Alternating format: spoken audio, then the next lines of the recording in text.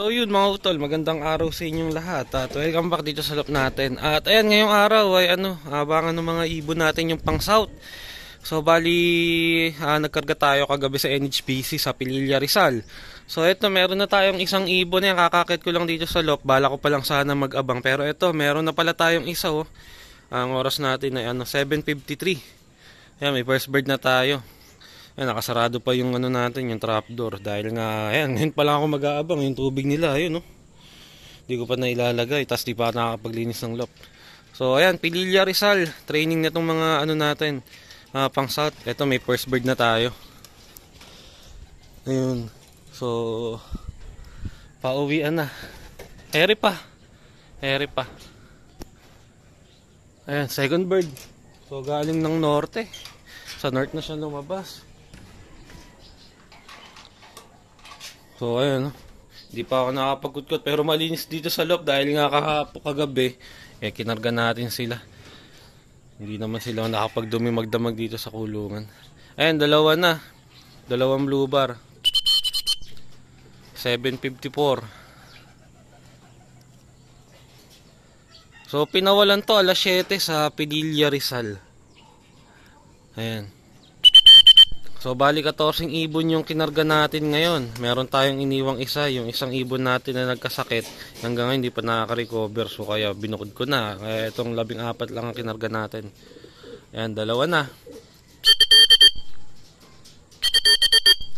Pasok na.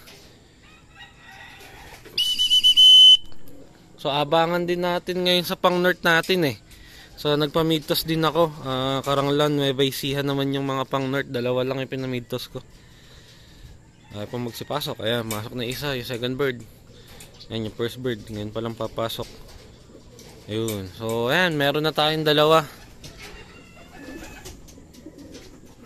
Ayan. So igagaya ko lang yung tubig nila at parating na rin siguro yung ibang kasamahan nila. Ayan. So ito grupo, ewan ko kung meron tayo. Ayan, meron. Ay, meron. Ayan, may isa tayo din eh. Dalawa sa atin din eh. Galing sa grupo.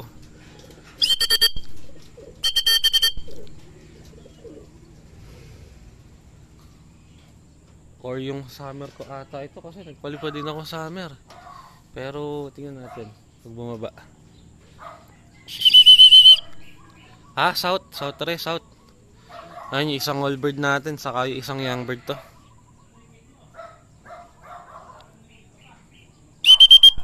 Ayan. Kaya all bird. Ayan, all bird natin. Tapos ito isang young bird natin, yung isang MacArthur. Tapos, meron pa ba? So, 4 na yung ibon natin. So, 4 na.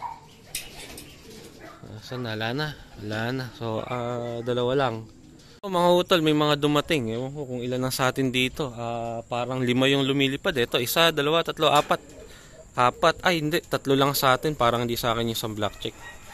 Ayan, no? So, pang 5. Pang 6. Tapos, nasan ba isa? Lumilipad pa yung isa. Nasaan na? Sa atin din yung isa. All bird yun eh. So, nawala. Hindi ko lang kung saan nababa. Dito. Ayun. Ay, hindi. Ayun ito hindi sa atin tong nasa bungad. Ayun, nasa kabila. Sa atin yun, yung isang all bird natin kaso doon nababa. So, bali meron na tayong 7. So, 7 na sa 14 ibon na kinarga natin, kalahati na tayo. Yan yung mga umuwi natin, okay naman sila. 2, 3, 4, 5, 6, tas 7 yung nasa taas. So, nakakalahati na tayo sa 14 kinarga natin.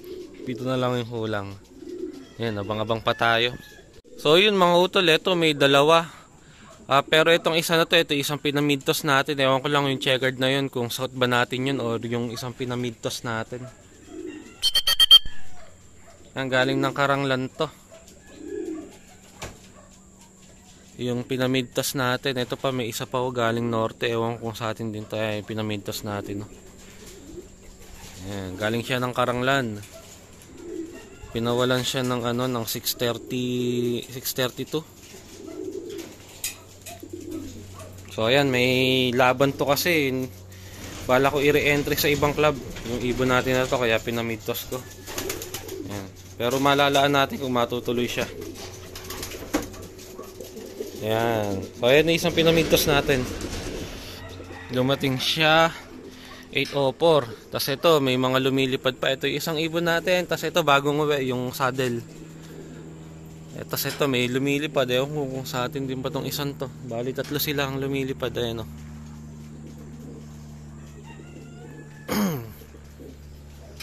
Tapos ito po, may mga galing ng south pauwi.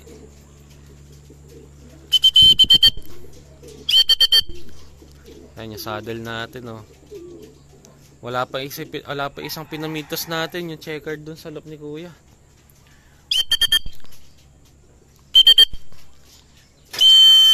Ayaw magsibaba. Hindi ko alam kung ano isang checkered na yun. Baka yun yung isang pinamitos natin eh.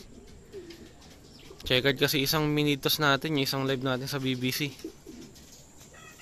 O, ito nga ata, yun. Tagal magsibaba.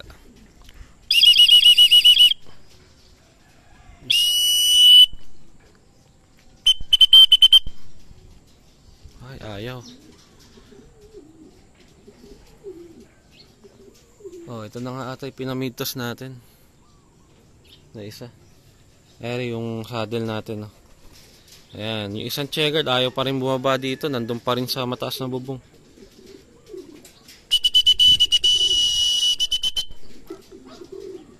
Ayun, yung mga pang summer natin, oh, ayan na sila, pinaronda ko din to, eh, galing sila sa dayuhan.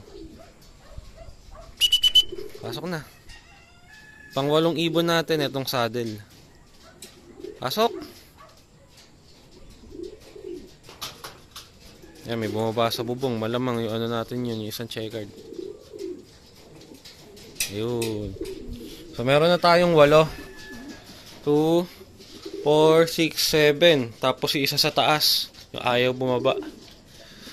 So ayan, 8 na. Tapos ayan, daming lumilipad. Yung mga pang ano natin to, pang summer. Ayan, nabang-abang tayo.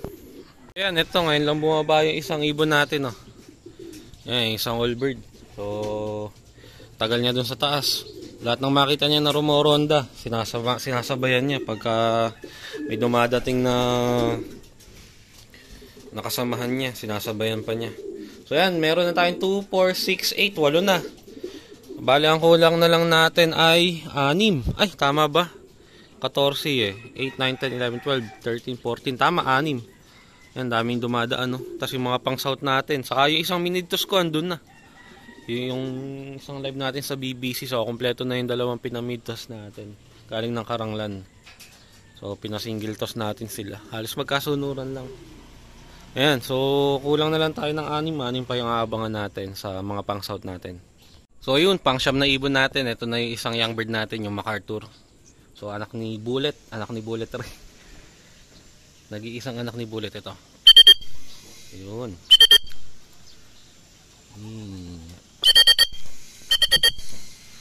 Ayan, pang siyam na ibon. Ayan, laking ibon na rin, mana doon sa nanay. Kumpara natin kay Bullet, si Bullet ang liit lang na ibon.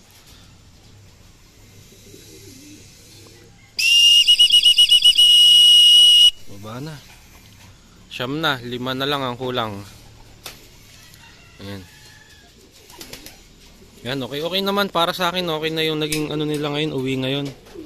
Dahil ano, kung tutusin ano na nila to, pang second club training nila. Galing na sila ng ano, ng halahala sa club training ng BFRC. Kaso after nga nung halahala ng BFRC, tinamaan sila ng watery dropping. Kaya itong mga ibon natin, na-recover ko.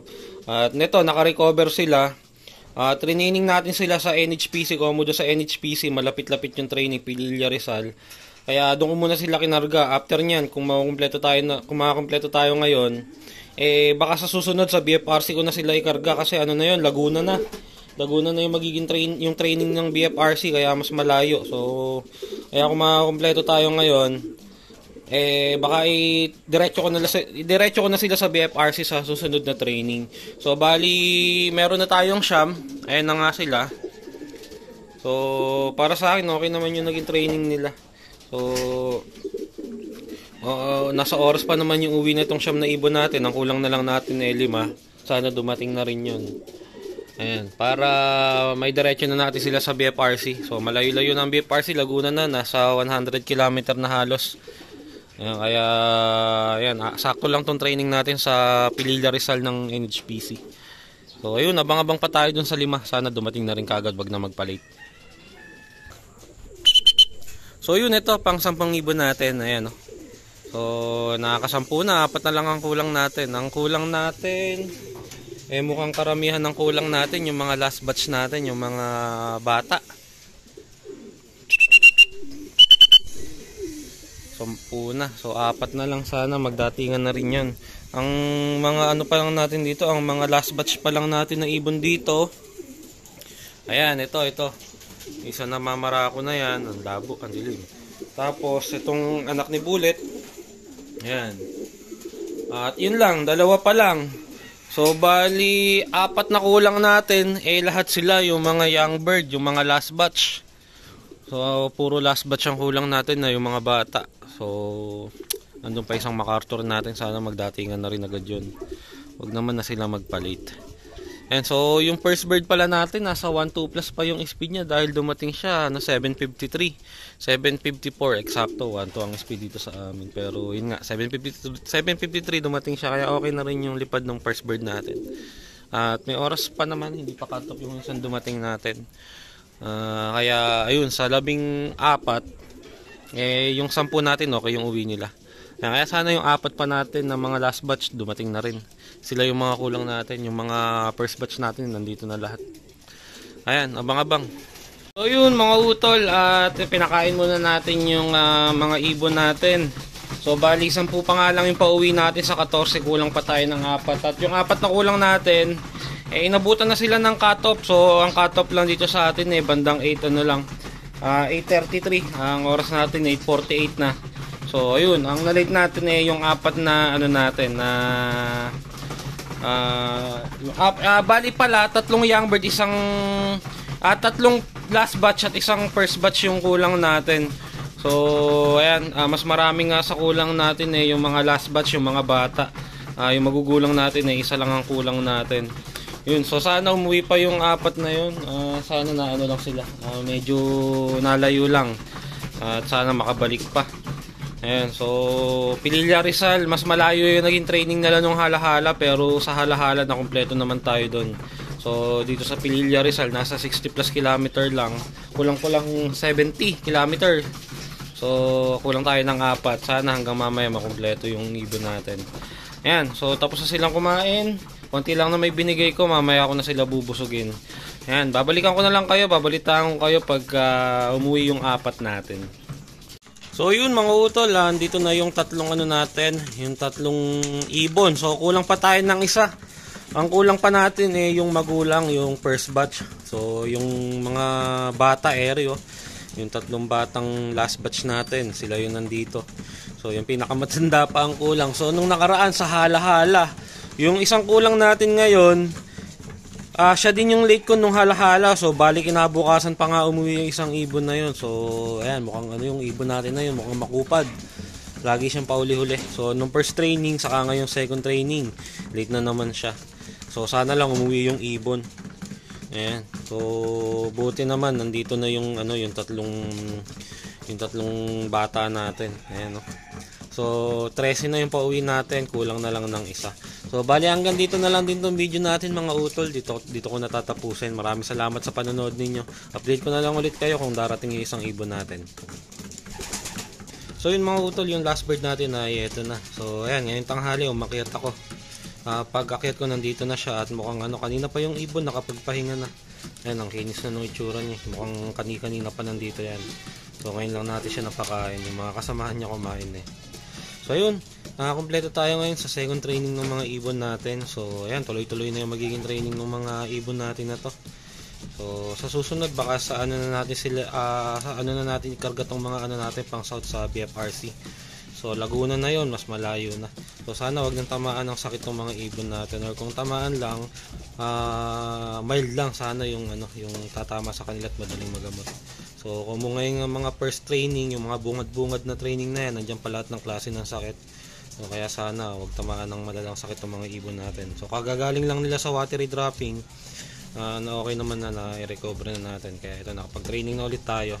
So kung ano man yung pwedeng tumamang sakit, sana mild lang at madaling gamutin. So yun mga utol, hanggang dito na lang tong video natin.